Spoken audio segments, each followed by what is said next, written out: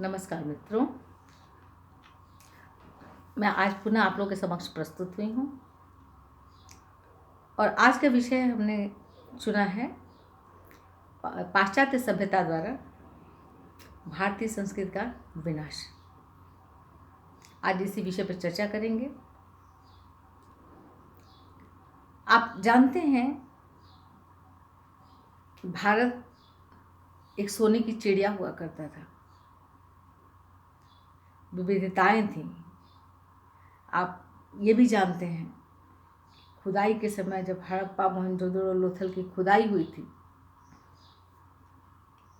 उस समय की जो चीज़ें यहाँ से मिली हैं वो भी यहाँ के समृद्ध विरासत के बारे में बहुत कुछ कहती हैं। उस समय हजारों साल पहले जब हड़प्पा मोहनजोदड़ो में लोग रहा करते थे और जो खुदाई में जो चीज़ें निकली हैं वो बताती हैं कि एक सुंदर शहर की योजना थी, नालियाँ थीं, हमाम थे नहाने के लिए, इतना बढ़िया ड्रेनेज सिस्टम था। सोचिए, कई हजार साल पहले, 5-6 हजार साल पहले। तो क्या आप ये कहेंगे कि हम पहले सभ्य नहीं थे? लोग आके हमको सभ्य बनाए। सभ्यताएं तो हमारी जड़ों में रही हैं, हम तो बहुत पहले से सभ्य हैं। और कहीं भी इतनी सुंदर ड्रेनेज सिस्टम वाली एक टाउनशिप व्यवस्था यहाँ जो पाकिस्तान और जो भारत का बॉर्डर है, इसके अलावा कहीं नहीं मिलती है। तो हमें तो गर्व होना चाहिए, हमारी भारतीय संस्कृति ऐसी थी। जो हमारे वेद हैं, पुराण हैं, उपनिषद हैं या कई संतों द्वारा लिखे गए धर्मग्रंथ हैं, हमारा ज्योतिष है, एस्ट्रोनॉमी, एस्ट्रोलॉजी, अंतरिक्ष विज्ञान है, हमारे यहाँ उस समय के भारद्वाज ऋषि द्वारा लिखित विमान विज्ञान है। तो क्या आप सोच सकते हैं कि उस समय का विज्ञान उन्नत नहीं था? पुष्पक विमान था, और भी कितने विमान थे जिनका पूरा जिक्र है, कैसे बने थे, उनका स्ट्रक्चर है। तो क्या ये अंग्रेज आके बता गए थे? जो आके अब कहते हैं कि डार्विन ने विकासवाद दिया। क्या उसके पहले विकास नहीं था? कोई आके अणु परमाणु के बारे में बता गया, अरे हमारे यहाँ तो कण बहुत पहले बता दिए थे। लेकिन है ना, हम ही श्रेष्ठ, हम जो कहेंगे तभी से दुनिया बनी है। हम कहेंगे पूरब है तो पूरब है, पश्चिम है तो पश्चिम है। ये एक जिद है पश्चिम वालों की, थोपने की, अपने विचार रखने की। किसी और की चुराई हुई चीज़ों को भी वो अपना कह के परोस देंगे और कहेंगे कि ये हम ही किए हैं, तुम लोग ले रहे हो तो इसलिए चुरा रहे हो। भारतीय संस्कृति परंपरा के पास इतने प्रमाण हैं जो बताते हैं कि भारतीय संस्कृति पुरातन समय से बहुत समृद्ध रही है, ज्ञान के रूप में, अर्थव्यवस्था के रूप में। याद रखिए, चंद्रगुप्त विक्रमादित्य का राज एक गौरवशाली राज्य हुआ करता था, स्वर्णयुग हुआ करता था। उसके बाद भी सोने की चिड़िया कहलाता था हमारा भारत देश। इसके बाद हूणों का आक्रमण हुआ, यवनों का आक्रमण हुआ, मुगलों का आक्रमण हुआ। यह आक्रमणकारी क्या भारत के थे? और जब ये जहाँ से चले थे, रास्ते भर तो ये लड़ते आए थे। तो इनके पास कितने सैनिक, कितनी लोग, कितनी दुनिया बची थी? उसमें कितने तो रास्ते में लड़ते लड़ते मर गए थे। जो यहाँ आए वो यहीं के लोगों को तोड़े, यहीं के लोगों को अपने सेना में जमा किए, यहीं के राजाओं से सेना मांग के और यहीं के लोगों से लड़ा के ख़त्म कर दिए। बेवकूफ़ तो हम थे, उनकी बातों में आके अपनी सेनाएं क्यों दिए राजा? जो पहले रहते थे कि इसमें क्या करना था, कोई आगे बढ़ता कोई पीछे बढ़ता, ठीक है, आपस में यहीं क्लैश होता, यहीं के लोग रहते, थोड़ी छोटी मोटी युद्ध होते रहते, चार घरों में थालियां खटकती रहती हैं, तो क्या होता है, इसे एक दूसरे का विनाश कर देते हैं? नहीं करते ना। किसी तीसरे को अपने घर में आप ले आएंगे तो आपका घर टूटेगा नहीं। लेकिन हमारे यहाँ के लोगों ने यही गलती कर दी थी, चाहे वो मुगल हो, चाहे वो अंग्रेज हो। इन दोनों ने इसी अहमक की जो बीमारी लोगों के दिमागों में बैठी थी कि हम श्रेष्ठ हैं, हम किसी के आगे क्यों झुकें,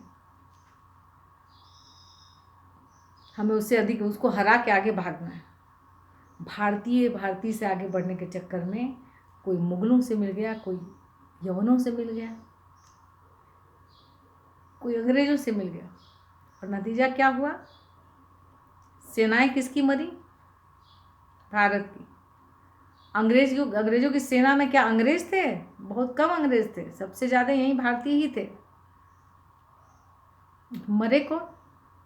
भारतीय मरे। किसका छीना उन लोगों ने? भारतीयों का छीना। किसको लूटा? भारतीयों को लूटा।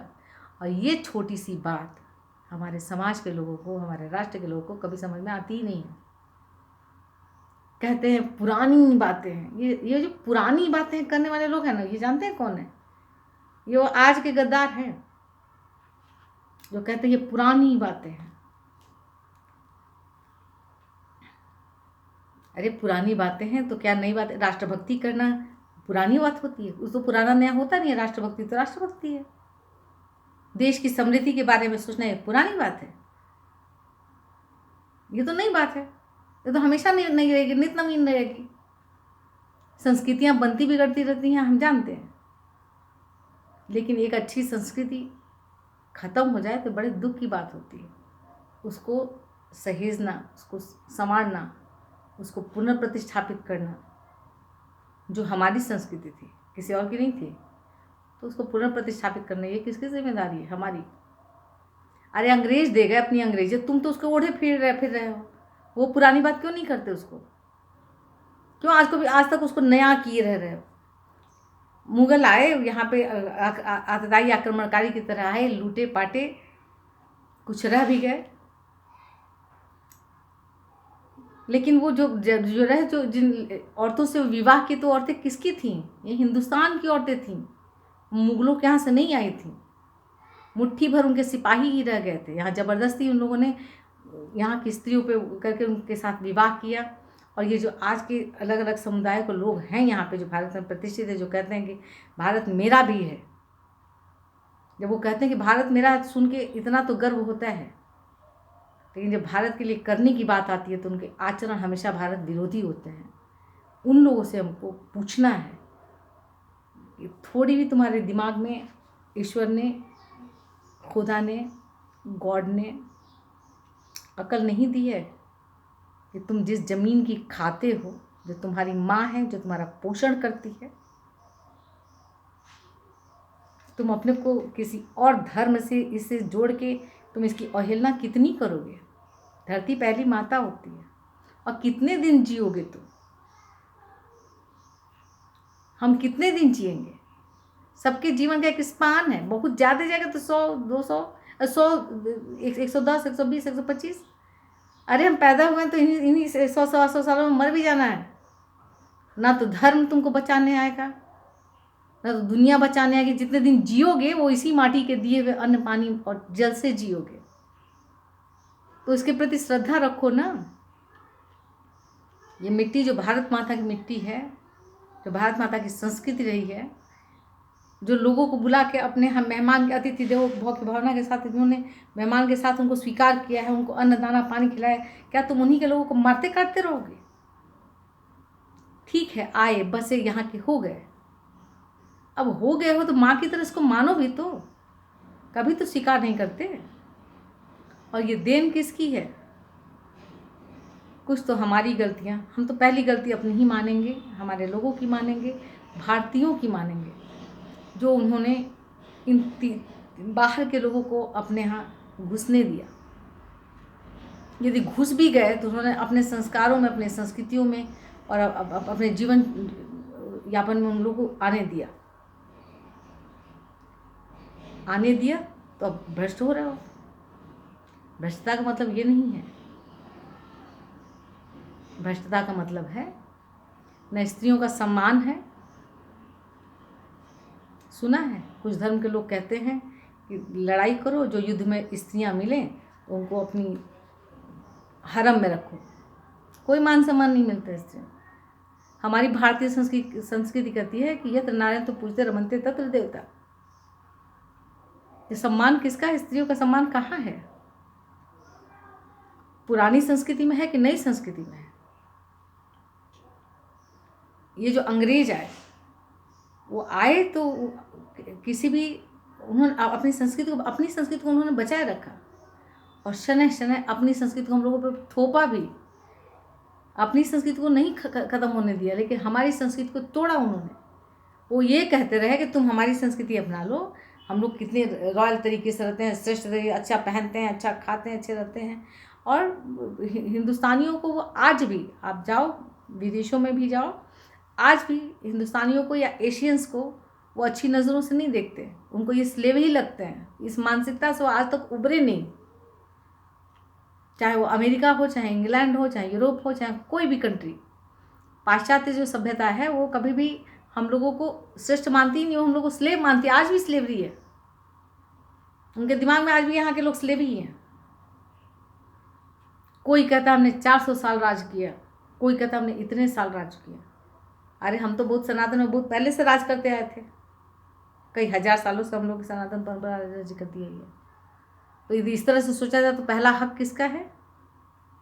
ये बात हकों की नहीं है, बात यह है कि वर्तमान में जो लोग हैं इस बात को समझें, ये मिट्टी हमारी है। अब हम आते हैं मैकाले की बात पर। मैकाले ने पहला काम क्या किया? मैकाले ने कहा कि किसी भी राष्ट्र का विनाश करना है तो सबसे पहले उसके शिक्षा प्रणाली पे आघात करो। हमारे यहाँ पहले गुरुकुल परंपरा हुआ करती थी।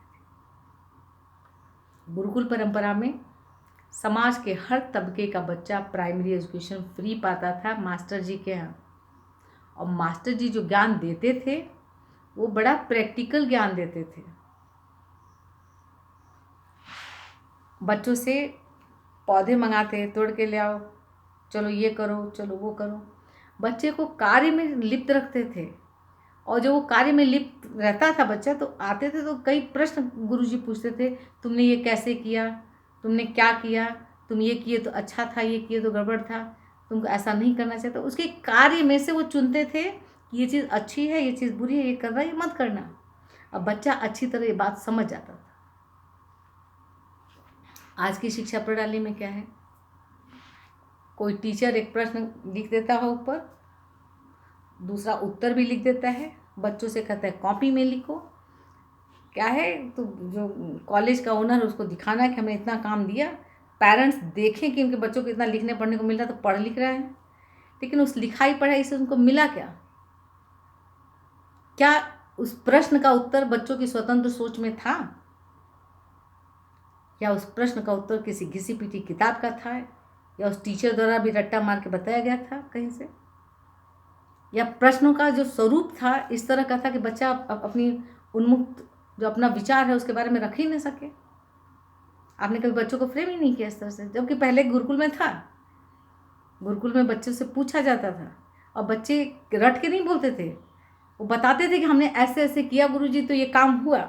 तो गुरुजी उसी में समझा देते थे कि देखो बेटा तुमने ये किया, इसकी वजह से ऐसा हुआ, इसकी वजह से ऐसा हुआ, इसकी वजह से ऐसा हुआ, चलो आज एक चैप्टर पूरा हुआ। वो समझता था। इस तरह से बच्चा अपने यहाँ के प्राकृतिक संपदाओं को समझ पाता था, अपनी मिट्टी को समझ पाता था, खेती बाड़ी को समझ पाता था, माता पिता के सम्मान को समझ पाता था, उनकी मेहनत को समझ पाता था, क्योंकि ये गुरुजी उनको देते थे।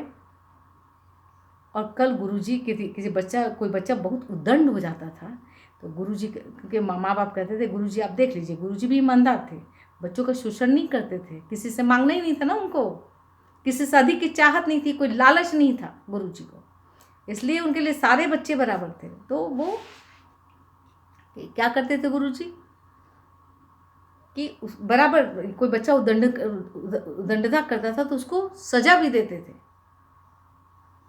और सजाएं भी कैसी कैसी देते थे। हमने प्राचीन गुरुओं के कुछ उदाहरण देखे हैं। आरूढ़ी की तरह सजा उनको मिली, क्या मिली कि बारिश में मेड़ टूट गया है, बंद करके आओ, बारिश हो रही है। सारे शिष्य दाएं बाएं करके निकल गए। आरूढ़ी को लगा नहीं, गुरुजी ने कहा तुमको करना ही है। मेड़ बनाते रहे, बारिश में मेड़ बह जाए। अंत में जब उनसे नहीं ठहरा तो वो मेड़ के पास मेड़ होके ही सो गए। और सुबह जब गुरुजी ने पूछा आरूढ़ी कहाँ है, ढूंढा गया तो उस बच्चे के समर्पण से उस बच्चे ने वहाँ क्या क्या सीखा होगा। वो जो बारिश का जो चोट है उसको सहा होगा, बारिश के प्रवाह को सीखा होगा। उसने एक कितनी अच्छी युक्ति बनाई कि ठीक है, मेड़ हम नहीं रुक पा रहा है तो हमारे पास अपना शरीर तो है, चलो हम इसी को लगा देते हैं, मेड़ बना देते हैं। ये प्राकृतिक ज्ञान तो था उसके पास, आजकल के बच्चों के पास है? आजकल के बच्चों से जरा पूछिए, बड़ी बड़ी मोटी मोटी किताबें। तो एक चीज़, हम अपनी जड़ों से कट गए हैं। और काटा किसने था? मैकाले ने काटा था। मैकाले ने कहा था कि इनके शिक्षा व्यवस्था को बदलो। जो हमारे यहाँ ये गुरुकुल परंपरा थी, जहाँ से बच्चे समाज के बीच से आते थे, अपनी ज़रूरत की चीज़ों को गुरुजी के पास आके सीखते थे।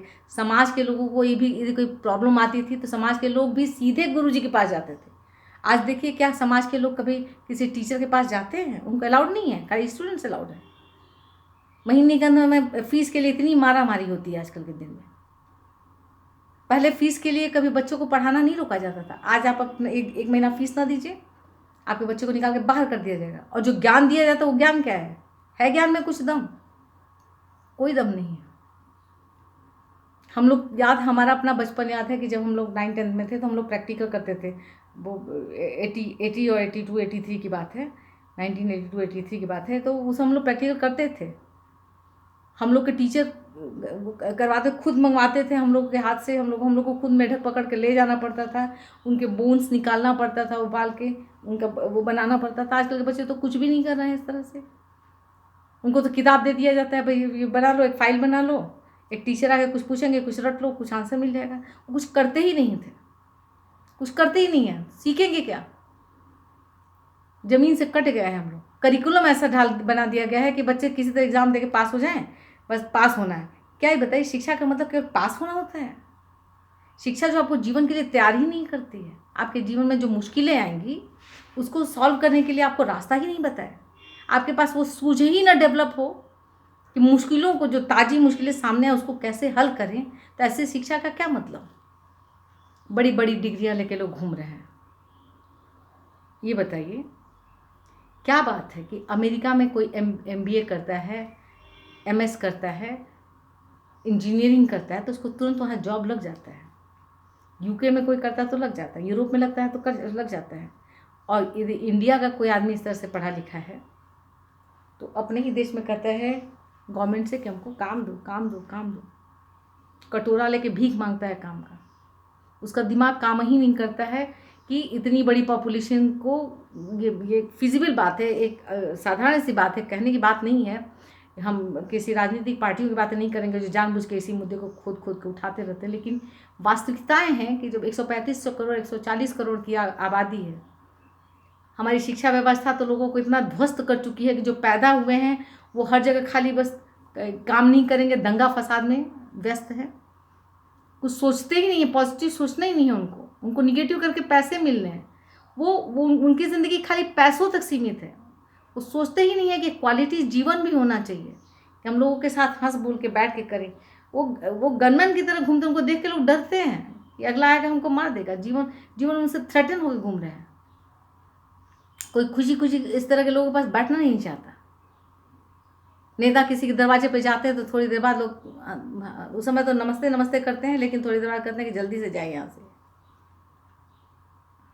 एक पहले के नेता हुआ करते थे, सुभाष चंद्र बोस, एक आवाहन पे आज़ाद हिंद फौज खड़ा हो गया। तो मेन चीज़ है कि जो बाहर आके पढ़ के आए वो यहाँ की जो खराब शिक्षा व्यवस्था थी उसको समझ पाए कि जो अंग्रेज जो करके गए हैं लेयर्ड एजुकेशन, विद्यालयों की कई तरह के लेयर्स बना दिए हैं। ये उच्च कोटि के लोगों का विद्यालय है, ये निम्न कोटि के लोगों का विद्यालय है, मध्य कोटि के लोगों का विद्यालय है, ये प्राइवेट है, ये गवर्नमेंट है। तो और उसमें भी ये जो बन गया है तो इससे क्लास तो बनेगा ही।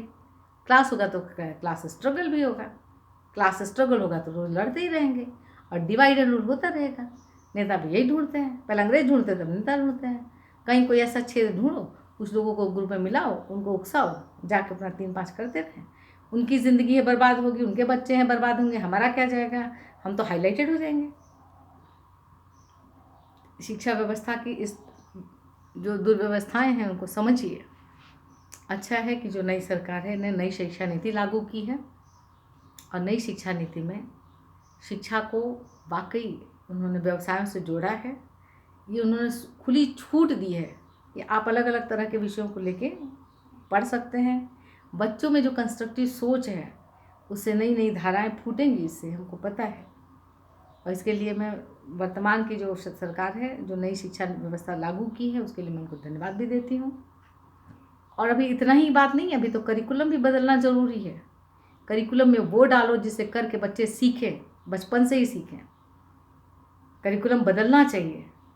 आप शिक्षा का जो स्ट्रक्चर है, एजुकेशन का स्ट्रक्चर बदल देंगे, इससे कोई बात नहीं बनेगी। इसका करिकुलम बदलना पड़ेगा। इसमें टीचरों को भी इतना वर्क देना पड़ेगा, उनको प्रोजेक्ट्स देने पड़ेंगे टीचरों को कि आप इस तरह से काम कराइए, बच्चों से ये प्रोजेक्ट कराइए। और इस प्रोजेक्ट एडिशनल जो भी होगा आप गवर्नमेंट से लीजिए, चाहे कोई प्राइवेट संस्था उसको स्पॉन्सर कर दे तो उससे लीजिए। और सैलरी के अलावा आप कमाते रहिए, लेकिन काम करके कमाइए। कोई अच्छा सा प्रोजेक्ट लीजिए, उस प्रोजेक्ट को फलीभूत करिए, कमाइए। जैसे अमेरिका में भी होता है। अमेरिका में सैलरी बहुत कम मिलती है, सैलरी नहीं होते वहाँ के प्रोफेसर्स, वहाँ के बड़े बड़े टीचर्स। वहाँ सब करके सीखते हैं। बचपन में इतना विद्यालय का बोझ नहीं डाल दिया जाता। विद्यालय वहाँ आजीविका के साधन नहीं है। विद्यालय वहाँ ज्ञान देने का साधन है, आजीविका का साधन नहीं है। इसके माध्यम से आजीविका का साधन कालांतर में पैदा किया जाता है, जो उस दिन से बच्चा सीखता है, अपनी जड़ों से जुड़ता है। ये बच्चा खुल के दिल से आए कि हमें अपने देश, अपने कमरे को, अपने क्लासरूम को सजाना है।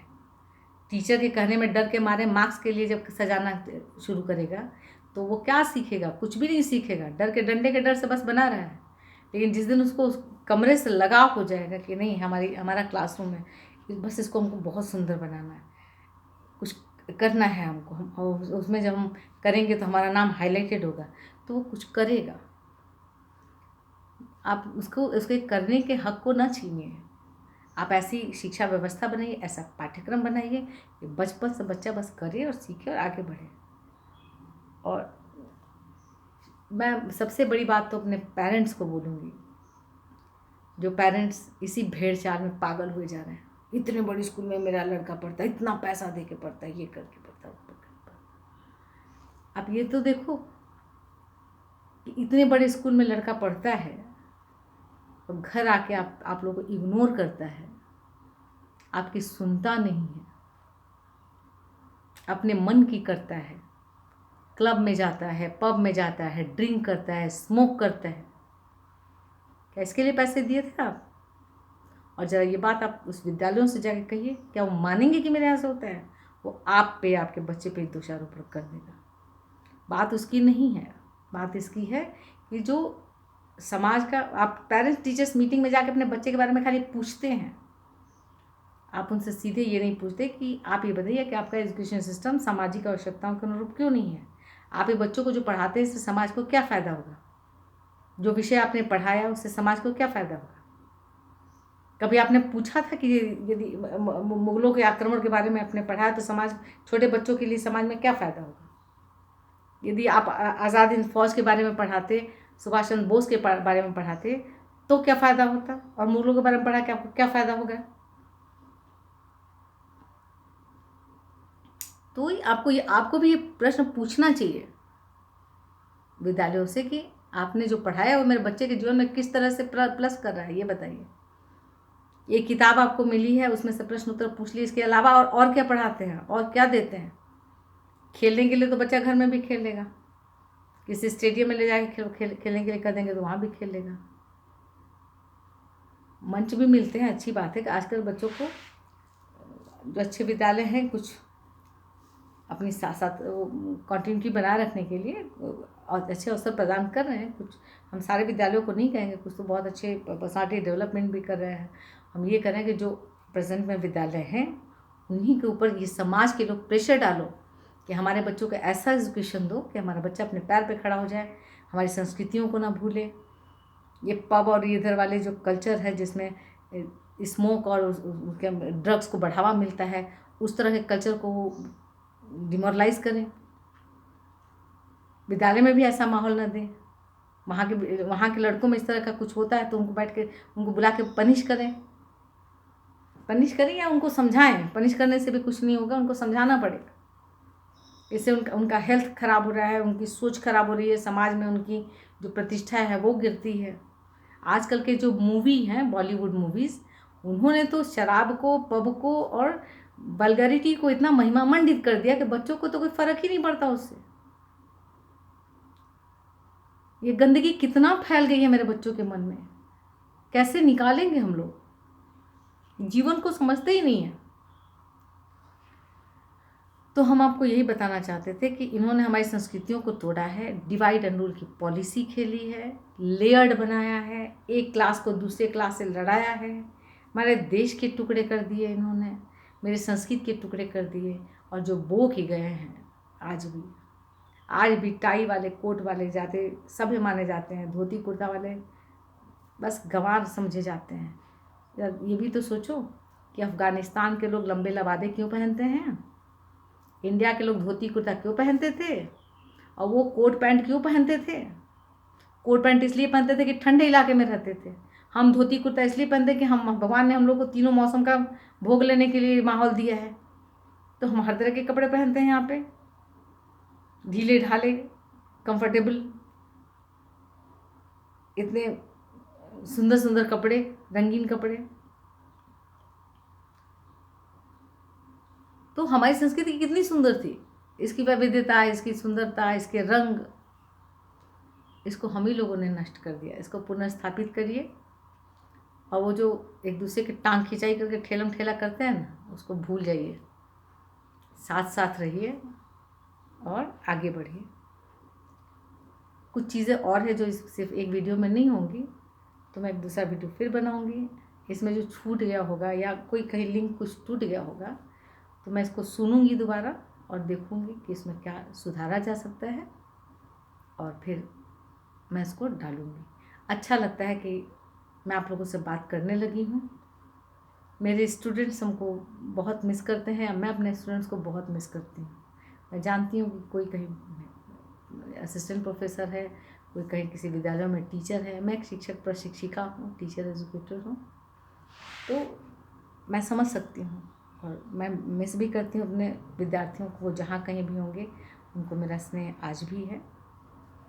मेरे विद्यार्थी मेरे लिए मेरे सगे बच्चों की तरह ही थे, चाहे वो कितना हो बड़े हों, चाहे मेरे हम उम्र ही क्यों ना हो, तो मैं उनको उतना ही स्नेह देती थी।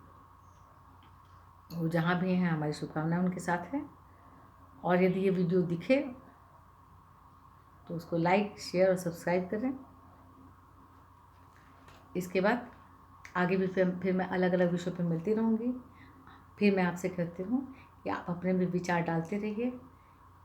हमारा कंटेनर लिमिटेड है, मैं एक इंसान हूँ, और हमारी जो कंटेनर है आपको पहले ही बताया था कि मेरा जो बुद्धि का कंटेनर है ना, वो लिमिटेड है।